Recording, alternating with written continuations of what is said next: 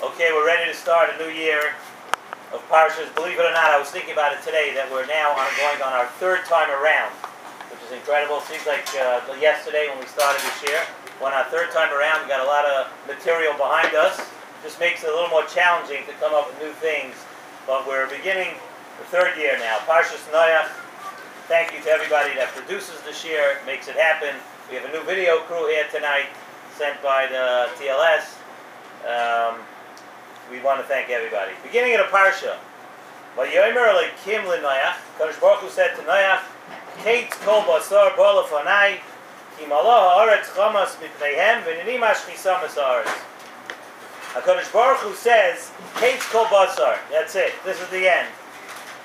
Ki malo haaretz chamas. The world is totally, everything is full of corruption. V'nini mashchisam es haaretz. That's it. The world is full of corruption. It's time. We got to end what's going on here. We're going to destroy the world. So let's try to understand a little bit this mabul, this unbelievable thing that happened in this week's parsha. Most of us, the way we perceive the mabul is probably exactly the same way we perceived it when we learned it in school when we were 5 years old, 6 years old. We have this picture of what the mabul was. But if you think into it, it's an unbelievable thing. The mabul was something which had never, ever obviously happened before. And HaKadosh Baruch Hu promised after the mabul that it would never happen again. This was a one-time phenomenon to wipe out everything off the face of the earth, an unbelievable thing. And what happened during the mabul? The pasuk says, "Vayimach es kol hayikum asher al pnei ha'adama." Everything on the earth got wiped out. May Adam, Ad Behema, Ad Remes, Ad Oifa Shemayim, the bird, everything, the vegetation, everything was gone. Everything got wiped out. And Chazal tell us that you know how everything got wiped out? It was wiped out from 15 amas above the highest mountain until 3 tvachim under the ground. The entire world, but not only that, the atmosphere. 15 amas above the highest mountain had to go. And 3 tvachim below the ground also had to go. That was all destroyed in the mabul. So let's try to understand that a minute. Very good. I can understand, if people were corrupt, if people were doing things that were no good, the people should go. But what about the Balei Chaim, the things that grew, animals, things that have no bechira? Why did all that have to go? That all had to go in one big sweep, everything out the door. And the same question really we could ask by Sidon. In a couple of weeks we're going to see in the Parsha by Sidon. By Sidon it says that the mountains went and everything that grew went. By Sidon also. They were corrupt, it was bad, and they had to go. Everything went with the people. What's the shot in that? We all know that HaKadosh Baruch Hu is an exact judge. Everything that HaKadosh Baruch Hu does is done b'din u'v'mishpat. Everything is exact. And seemingly, in this week's Parsha, it seems that everybody was painted with the same brush. It had to be, think about it for a second, it had to be that some people during the Dara Mabul were either better or worse than their neighbors. So why did they all get the same punishment? I mean, obviously, it had to be, there were many, many people in the world. Some people did more Averas, some people did less Averas. It couldn't be that everybody was exactly the same, and they all went out together. How could that be? So let's think a minute about the mabul and try to understand it in a different way. And really, if you think about everything that we just said, the real pagam of the Dora Mabul was that through their chatoim, through the averis that the Dora Mabul was doing, what happened? They corrupted the entire Bria. See, people sometimes make an error. People make a mistake, and they think that they live in a bubble. And what they do doesn't affect anyone else. They think that you do what you want, and I have nothing to do with anybody else. The way we see from the Dara Mabul that whatever you do, besides, of course, having an effect on your family and your friends, and those are the people that are always around you, but everything that you do has an effect on the entire Bria. And even it has an effect on the animals in the Bria. It has an effect on things that grow in the Bria. It has an effect on inanimate objects in the Bria. What every person does has an influence on the entire world that goes on around him.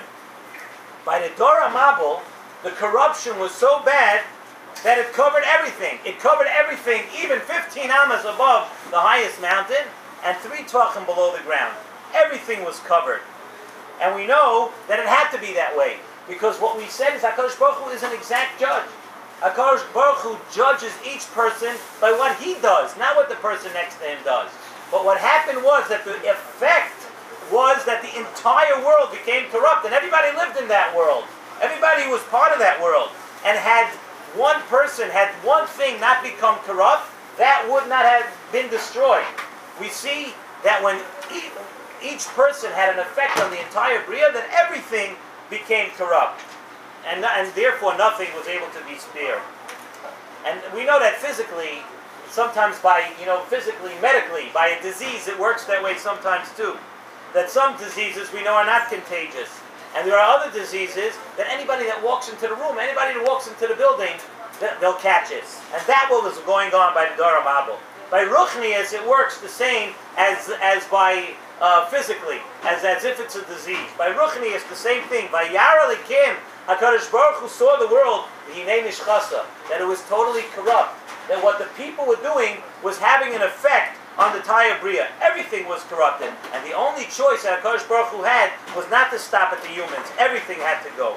And we had to start over from scratch. And then the Siva Shalom says a very, very interesting thing. It says, Noach ish tzadik tomim. Noach Taka had to be a complete tzaddik. Because had Noach not been tomim, had he not been a complete tzaddik, had he been affected in the slightest way, if he would have been affected in the slightest way by what was going on in the world, guess what? Noach would have had to go too, because he would have been corrupt. He would have been like everybody else. So now we could understand why everybody was punished. We had a question, why was everybody punished in the same way? Why did everybody have to go? Because the Siva Shalom is a very interesting read on this. He says the Mabul was not a punishment. And we always think that the people did Averis, and the people did very bad Averis, and they were punished with the Mabul. The Siva Shalom says that the Mabul was not a punishment, it was a result. It was a result. The Bria could not contain any more evil. It could not contain any more corruption.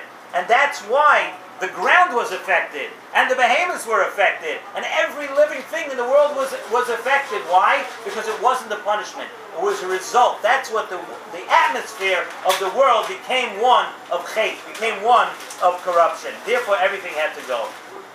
So what do we learn from this? We've said many times, and we say it all the time, that the Torah is not a storybook.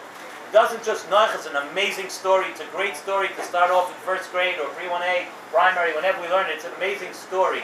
But we don't look at the Torah as a story. The Torah is teaching us something, and Noach is also teaching us something. The Pasuk says at the end of Parshas Bereshit, V'chol Yetzer, HaKadosh Baruch Hu saw that the Yetzer of every person was rak, kol hayom.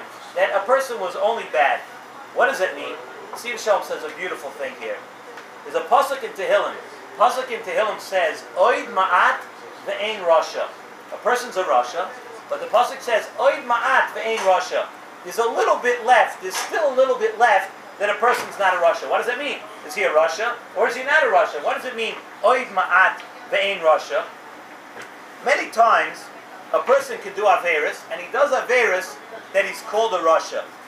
But what David HaMelech is saying in Tehillim is Oid ma'at. There's still a little bit. There's a little bit left that he's able to come back. What is that? Oid ma'at ve'ein rasha. The word rasha has a shin, still has a letter between the two letters that spell ra. So oid ma'at ve'ein rasha. If there's still a little part of you that is not corrupt, and there's still a little part of you that still has kedusha in it, there's still a little part of you that's good, guess what? Mitzvah, gereretz mitzvah, you have the chance to come all the way back. You think you're corrupt, but there's still a part of you that feels bad when you're doing Aveira. There's still a part of you that is not corrupted yet. Still, mitzvah, gereretz mitzvah, you have a chance to come back. Oid ma'at ve'ein rasha. You can still grow and come all the way back. That's why the pasuk says that by the Dor HaMabul, that HaKadosh Baruch Hu saw they were rak, ra. They were only bad. Because had HaKadosh Baruch Hu seen that there was still any hope, that there was any good part of them that was not corrupt, HaKadosh Baruch Hu would not have destroyed the world. HaKadosh Baruch Hu would have given them that chance to go on and do tshuva. And that's something we could always learn. First of all, the thing we have to learn is that we don't live in a bubble. Every person, the actions that you do and the actions that you do when you're hiding in the deepest closet, in the deepest place in your house, the actions that you do over there, not only do they affect yourself, not only do they affect your family, not only do they affect your friends, but there's a metzias that's affecting the world as a whole. You, by your actions, are having a direct influence on the whole world. The same way you see from the people of Dor HaMabul, we have an influence on the whole world. And what we certainly see from this week's parsha, and something that we could learn, is that there's always that oid ma'at. There's always that small thing that HaKadosh Baruch Hu will always look at, that there's always that hope, that no matter where we're holding and no matter where we are, we always have that chance to turn it around. We always have that oid ma'at ve'ein rasha.